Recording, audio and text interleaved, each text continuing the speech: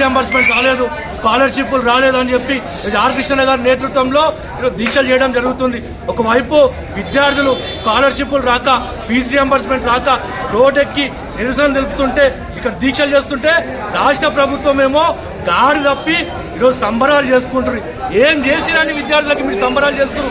ఒకవైపు విద్యార్థులకు స్కాలర్షిప్లు, ఫీజు రియంబర్స్మెంట్ రాక తల్లిదండ్రులు పుస్తలు తాడు, ఒకవైపు రైతులు అప్పులప్పాలు అవుతుంటే మీరు ఇక్కడ ఫీజు రియంబర్స్మెంట్ స్కాలర్షిప్లు ఇవ్వకుండా కేవలం కాంట్రాక్టర్లకు తొత్తులుగా మారి కాంట్రాక్టర్లకు ఏదైతే కమిషన్లు వచ్చే వాటికి మీరు కమిషన్లు వచ్చే వాటికి బిల్స్ చెల్లించుకుంటా మా విద్యార్థులను గాలికి వదిలేసింది రాష్ట్ర ప్రభుత్వం. ఈరోజు ఫీజు రియంబర్స్మెంట్ రాక, స్కాలర్షిప్లు రాక ఒకవైపు మూసి సుందరీకరణ చేస్తుంది రాష్ట్ర ప్రభుత్వం. మరి ఈరోజు విద్యార్థులేమో రోడ్డెక్కి అప్పులపాలయ్యి, తల్లిదండ్రులేమో ఈరోజు ఉన్నతమైన చదువు చదువుదాం అనుకుంటే కూడా ఈరోజు కాలేజ్ యాజమాన్యం సర్టిఫికేట్ ఇవ్వడం వల్ల మధ్యలో నుంచే డ్రాప్ అవుట్ అయ్యే పరిస్థితి ఈరోజు విద్యారంగంలో ఉంది. రాష్ట్ర ప్రభుత్వం హెచ్చరిస్తూ ఉన్నాం, పెండింగ్ లో ఫీజు రియంబర్స్మెంట్ స్కాలర్షిప్లు చెల్లించకపోతే మాత్రం మరో తెలంగాణ ఉద్యమానికి శ్రీకారం చుడతామని కూడా రాష్ట్ర ప్రభుత్వం హెచ్చరిస్తూ ఉన్నాం. ఈరోజు మూసి సుందరీకరణ వలన పెద్ద పెద్ద భవనాలు కడతానో, పెద్ద పెద్ద విగ్రహాలు కడతానో ఈరోజు తెలంగాణ కీర్తి పెరగదు. ఎప్పుడైతే ఒక విద్యార్థి చదువుకొని ఉన్నతమైన స్థితిలో ఉండి తెలంగాణ కీర్తి పెరుగుతుంది, తెలంగాణ కీర్తి పెరుగుతుంది అని రాష్ట్ర ప్రభుత్వం హెచ్చరిస్తా ఉన్నాం. మీరు ఫీజు రియంబర్స్మెంట్ స్కాలర్షిప్ చెల్లించకుండా దున్నపోతు మీద వర్షం పడితే ఏ విధంగా చెల్లం ఉండదో అదే విధంగా రాష్ట్ర ప్రభుత్వం కూడా మా విద్యార్థులు ఎన్ని ధర్నాలు చేసినా, ఎన్ని ముట్టలు చేసినా, ఎంత స్పందించినా 144 సెక్షన్ విధించుకొని మీరు భవనాలు, ఏసీ భవనాలలో ఉంటారు. 144 సెక్షన్ నెల రోజులు ఇప్పుడు స్వాతంత్ర భారతదేశంలో ఉమ్మడి రాష్ట్రంలో కూడా నెల రోజులు 144 సెక్షన్ పెట్టిన చరిత్ర లేదు. కానీ తెలంగాణ రాష్ట్రం ఏర్పడిన తర్వాత, మళ్ళీ ఇంకొక కాంగ్రెస్ ప్రభుత్వం ఏర్పడిన తర్వాత మరియు 144 సెక్షన్ విధించి మీరు ఎంజాయ్ చేస్తా ఉన్నారు, సంబరాలు చేసుకుంటా ఉన్నారు. మా విద్యార్థులను గాలికి వదిలేసారు. రాష్ట్ర ప్రభుత్వం హెచ్చరిస్తా ఉన్నాం, బిడ్డ మేము హెచ్చరిస్తా ఉన్నాం. ఎందుకంటే కృష్ణను శాంతియుతంగా చేయండి, ప్రజాస్వామ్యబద్ధంగా చేయండి అంటున్నాడు. కానీ చెప్తా ఉన్నాం బిడ్డ, మీకు చెప్తా ఉన్నాం, రాబోయే రోజుల్లో మంత్రులని ఎక్కడెక్కడ అడ్డుకుంటామని కూడా రాష్ట్ర ప్రభుత్వాన్ని హెచ్చరిస్తా ఉన్నాం. మీకే బయటికి వెళ్లకుండా 144 సెక్షన్ విధించే విధంగా వీళ్ళు చర్యలు చేపడతామని కూడా రాష్ట్ర ప్రభుత్వాన్ని హెచ్చరిస్తా ఉన్నాం. మాకు విద్యార్థుల భవిష్యత్తు అంధకారంలో గెలిచి ఈరోజు మధ్యలోనే చదువు వదిలేసే పరిస్థితి రాష్ట్ర ప్రభుత్వం ఉంది. ముఖ్యంగా ఒక లిక్కర్కి రాష్ట్ర ప్రభుత్వం ఏర్పడిన సంవత్సరమైనా కూడా ఈరోజు లిక్కర్కి ఒక శాఖ మంత్రి ఉంటాడు, కానీ మరి విద్యకు ఒక శాఖ మంత్రి లేడు. కొత్త లిక్కర్లు తీసుకొస్తా ఉంటారు, కొత్త బాటిల్ తీసుకొస్తా ఉంటారు, కొత్త పబ్బులు ఓపెన్ చేయడానికి ప్రణాళిక సిద్ధం చేసుకుంటారు. దానివల్ల బడ్జెట్ అవుతుంది రాష్ట్ర ప్రభుత్వానికి.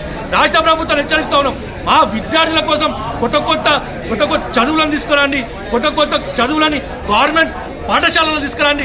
పాఠశాలలో చూసుకుంటే టీచర్లు ఉంటే స్టూడెంట్స్ లేరు, స్టూడెంట్స్ ఉంటే టీచర్ లేరు, ఇద్దరు ఉంటే మౌలిక వసతులు లేవు. ఈరోజు గురుకుల పాఠశాల విషయాలకు వస్తే పిట్టలు రాలిపోయినట్టు ఒక్కొక్కరు రాలిపోతా ఉన్నారు. ఈ ఏడాదిలో దాదాపు 44 మంది విద్యార్థులు పిట్టలు రాలిపోయినట్టు రాలిపోతుంటే రాష్ట్ర ప్రభుత్వం ఏమో ఒకరి మీద ఒకరు రాజకీయాలు చేస్తా ఉన్నారు. ఇది రాజకీయ తెరలేపారు గురుకుల పాఠశాలను. రాష్ట్ర ప్రభుత్వాన్ని హెచ్చరిస్తా ఉన్నాం, గురుకుల పాఠశాలలో నాణ్యమైన భోజనం పెట్టాలి. ఒక్కొక్క గురుకుల పాఠశాలలకి మీరు ఐఏఎస్లని, ఐపీఎస్లను కూడా గురుకుల పాఠశాల పర్యవేక్షణ కోసం జిల్లాకు ఒక ఐఏఎస్ ని కూడా కేటాయించాలని కూడా రాష్ట్ర ప్రభుత్వాన్ని హెచ్చరిస్తా ఉన్నాం. ఎందుకంటే గురుకుల పాఠశాలలో అనేకమైన విద్యార్థులు 1200 మంది విద్యార్థులు ఇప్పటికే హాస్పిటల్ పాలయ్యారు.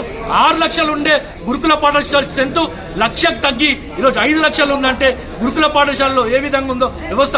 అప్పుడు తల్లిదండ్రులు మా పిల్లల్ని గురుకుల పాఠశాలలో వెయ్యాలని చెప్పి కలలు కనేవారు. అదే తల్లిదండ్రులు ఈరోజు గురుకుల పాఠశాలలో వేస్తామని చెప్పి కన్నీళ్లు తెచ్చుకునే పరిస్థితి రాష్ట్ర ప్రభుత్వం తీసుకొచ్చింది. మీరు లిక్కర్ మీద దృష్టి పెట్టిస్తున్నారు, ఈరోజు మూసి సుందరీకరణ మీద దృష్టి పెడుతున్నారు. కొత్త భవనాలు కట్టాలంట, ఈ ఏదైనా కేసీఆర్ కట్టిన విగ్రహాలు అంతకన్నా పెద్ద విగ్రహాలు కడతా అని చెప్పి ఈరోజు రేవంత్ రెడ్డి అంటా ఉన్నాడు. మాకు కావాల్సింది విగ్రహాలు, మీరు కట్టితే కట్టండి, మేము కాదంటలేదు. భవనాలు కట్టండి, మేము కాదంటలేదు. మా సంక్షేమ హాస్టళ్ళకి సొంత భవనాలు కట్టాలి, మా విద్యార్థులకు స్కాలర్షిప్లు పెట్టాలి, మా గవర్నమెంట్ స్కూళ్ళు, ప్రైవేట్ స్కూళ్ళు, యూనివర్సిటీలకు సొంత భవనాలు కట్టి కార్పొరేట్ స్థాయిలో బిల్డింగ్ కట్టాలని కూడా రాష్ట్ర ప్రభుత్వాలు హెచ్చరిస్తాను. సంక్షేమ హాస్టల్స్లో ఒక్కొక్క హాస్టల్స్లో 30 మంది 40 మంది ఒక్కొక్క రూమ్లు ఉంటే విద్యార్థులు అంటువ్యాధులు వచ్చి వాళ్ళ హాస్పిటల్ పాలవుతుంటే వాళ్ళు ఏ విధంగా చదువుకుంటారు, వాళ్ళ మానసిక పరిస్థితి ఏ విధంగా ఉంటుంది, వాళ్ళు చదివే కాన్సన్ట్రేషన్ దెబ్బతింటామని రాష్ట్ర ప్రభుత్వాన్ని హెచ్చరిస్తా ఉన్నాం. మాకు కార్పొరేట్ స్టైల్లో బిల్డింగ్లు కట్టాలి, కార్పొరేషన్ బిల్డింగ్ కట్టి ఈరోజు ఎన్నో ప్రభుత్వ స్థలాలు ఉన్నాయి. ఆ ప్రభుత్వ స్థలాల్లో సొంత భవనాలు కట్టాలని కూడా ఈ రాష్ట్ర ముఖ్యమంత్రి గారిని హెచ్చరిస్తా ఉన్నాం. ఈరోజు విద్యాశాఖ మంత్రి లేక ఒకరేమో గ్రేస్ మార్క్ కలుగుతారని చెప్పి అధికారులు ప్రకటిస్తారు. మన 2 రోజులకే లేదు మేము విత్డ్రా చేసుకుంటాం, గ్రేస్ మార్కులు కలుతలేమని చెప్పి మళ్ళీ విత్డ్రా చేసుకుంటారు. అసలు గందరగోళ పరిస్థితిలో విద్యాశాఖ ఉంది. అసలు అధికారులకి బుద్ధి ఉందా అని చెప్పి రాష్ట్ర ప్రభుత్వాన్ని హెచ్చరిస్తా ఉన్నాం. మాకు తక్షణమే విద్యాశాఖ మంత్రి పెట్టాలి, ఫీజు రియంబర్స్మెంట్ చట్టాన్ని ఏర్పాటు చేయాలని కూడా రాష్ట్ర ప్రభుత్వాన్ని హెచ్చరిస్తా ఉన్నాం. లేని పక్షంలో బిడ్డ ఈరోజు శాంతియుతంగా నిరసన చేస్తా ఉన్నాం, శాంతియుతంగా దీక్షలు చేస్తా ఉన్నాం, శాంతియుతంగా ర్యాలీలు చేస్తా ఉన్నాం. రాబోయే రోజుల్లో సెక్రటరియట్ తుక్కు వలగొడతాం. సెక్రటరియట్ మా విద్యా పాఠశాలలుగా, గురుకుల పాఠశాలలుగా, సంక్షేమ హాస్టల్స్ విద్యార్థులకు హాస్టల్స్ గా మార్చుకుంటామని కూడా రాష్ట్ర ప్రభుత్వాన్ని అల్టిమేటం జారీ చేస్తా ఉన్నాం.